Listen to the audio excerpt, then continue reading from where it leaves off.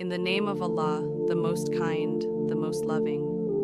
Assalamu alaikum, friends. I hope you are healthy and your iman is strong. Today we will talk about a hidden gift. Why do two angels change duty at Fajr and Asr every day?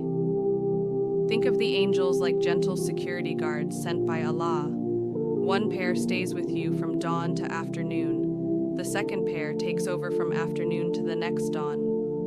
The Prophet told us, angels take turns among you by night and by day, meeting at Fajr and Asr. Bukhari. Why these two times? When a new day begins at Fajr, clean pages are opened for your deeds. If you start with prayer, the first line on that page is something good. At Asr, the daytime angels go back to Allah. If they leave while you are praying or doing zikr, they report, "We left your servant in worship." What a beautiful report card. Life is busy. Work, school, traffic, mobile phones. Fajr and Asr stand like two road signs saying, pause. Remember Allah. They help us reset our hearts twice a day. So, tomorrow before sunrise, wake up,